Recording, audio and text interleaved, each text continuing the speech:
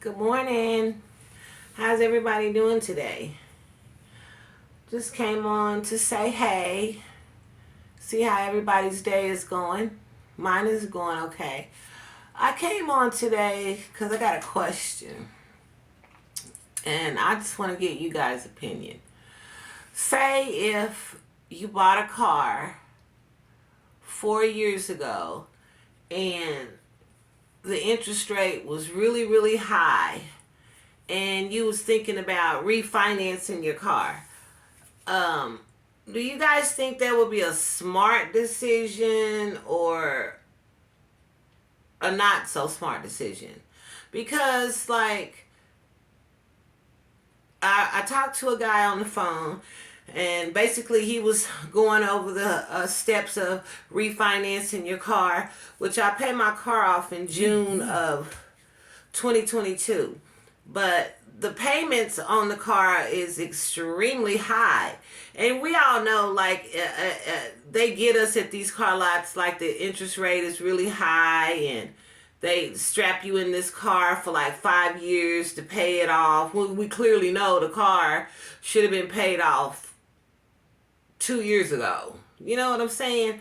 But he was basically telling me, now mind you, I got less than a year to pay my car off. So he was basically saying that if they refinance it, they'll pay my car off with the car lot that I have my car through. They'll pay that off. And then it will be 36 months for me to start with this company if they pay my loan off. And basically, that's like put me in another 3 years to pay my car off. That don't make sense. Make that make sense. So when I got off the phone with him, I got to thinking, I was like, I'm about to pay my car off and they trying to add a whole new 3 years to pay it off. No. I called him back and I told him, John Doe, I said, listen, I got to thinking about that and I was like, I'm getting ready to pay my car off. Why would I refinance my car and I'll be stuck with y'all for another 3 years for 36 months? No way, no how.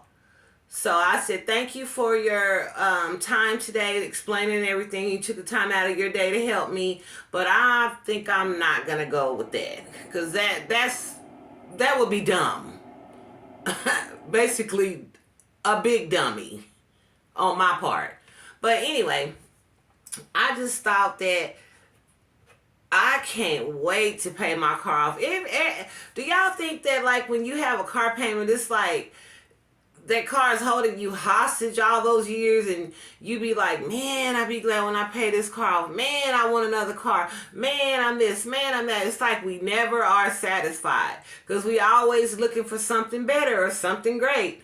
You know what I'm saying? Because once we pay that car off, everybody knows you're going to want to go look at another new car or see what your options are. I mean, that's how I think. But I clearly will go back and say, or back in my mind and think, oh, hell no, I don't want to be in that again because I'm already not wanting to pay this. You know what I'm saying? I want to be able to have my freedom without having a car note for like the next 2 or 3 years, and then I might think about going to get another car. I don't know. I just don't know. I have to really think hard and long about that. But other than that, how's everybody doing? Getting ready for the holidays? What you cooking? Yesterday, I started out making my desserts because I want to get them out of the way. I don't want to be strapped in making my desserts on the day of Christmas or the day before Christmas. So I made 3 sweet potato pies yesterday. And guys, I made my crust from scratch. And I said, I'm going to try to make my crust from scratch, pie crust from scratch this time. I'm not going to go buy no store-bought pie crust. I'm going to make it myself. So I did. But at first when I made it, it was like, it was looking iffy, you know. And I said, I hope it don't come out hard. And so I went on YouTube and found this recipe on quick and easy pie crust. So I did that and it came out good. It really came out good. I'm proud of myself. I got to pat myself on the back. I was so happy because I remember, I'm going to tell y'all a funny story. This was when I was growing up in Tulsa. And that's when I was in the kitchen experimenting on different recipes. You know, when you're young, you be trying to do different types of stuff. And my brother and his friend, my brother had his friend over. And so we had some peaches. And my dad used to bring home all this fresh fruit and vegetables that he would run into people like with his type of work that he did. He would come across a lot of people that would bring him different types of vegetables from their garden.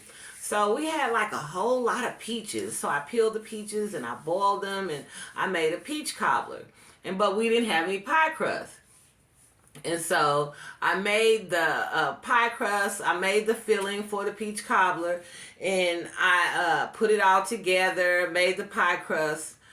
Oh my God, that pie crust was so hard it could literally bust out a window. So when my brother and his friend came back for whatever they was doing, or riding motorcycles, whatever they did that day or whatever, I said, y'all come in here and try my peach cobbler. I was so proud, you know. I was so proud of that peach cobbler. And when they came in, they both sat down at the table, and I fixed them a bowl of the peach cobbler. And then they started eating the peach cobbler, and all of a sudden my brother looked up at me and he said, this crust is hard as a rock. And you know, mind you, I'm young, and my little feelings was hurt. I started to cry. I was like, no, don't say that. You know, I tried my best, and it's hard. He said, well, maybe you'll get it next time, but this right here is not it. It was so hard, and his friend couldn't do nothing but laugh. And so, but I as the years went on, I mastered it and mastered it and mastered it. But now, you can't touch my peach cobbler. Everybody always wants me to make my peach cobbler, but I won't give them my recipe or how I make my peach cobbler, because everybody thinks it's hard to make peach cobbler, but really it's not. But my hard thing to make is pecan pie, and I'm going to master that too. But I just, you know how you psych yourself up like, oh, I'm going to do this, I'm going to make this, I'm going to make that. But that's one recipe and one thing that I will not challenge because it looks so hard. And so like peanut brittle, I can't make peanut brittle, and I love peanut brittle, but I can't make it. But my peach cobbler is good now. My pie crust is good now. I can make it now. But sometimes I'll mess it up from time to time, but I can really do it now. But I still will prefer to buy the store-bought pie crust. Who wants to go through all that work and be flour everywhere and it's just a mess? But at the end, it's it's in the heart what counts. You know, if you make it from the heart, then you want to do it from scratch. So I did, and I made my peach cobbler, and I mastered that. So yesterday I made my sweet potato pies. They came out great. I will put it up on one of my shorts so everybody can see how it came out, and it's actually really good, and I'm proud of myself. So I wanted to get that out of the way before Christmas. I was not going to do all that cooking for Christmas like I did Thanksgiving. I kind of like want to have a chill day on Christmas and not have the hassle of trying to prepare this meal, that recipe, and this, and clean a whole bunch of greens. So I'm not doing that. So I'm just going to have a nice, relaxing day on Christmas. And just try to, you know, relax. Because the next day, I think Christmas is on a Saturday, if I'm not mistaken. And so basically, you just want to relax that day. You don't want to put in all that effort of doing all that cooking and not enjoy your family.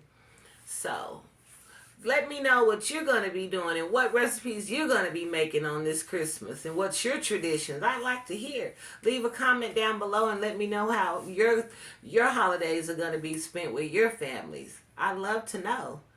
And with that being said, thank you guys for coming over and watching my video. And I appreciate the love and support. So be sure to like, comment, and subscribe.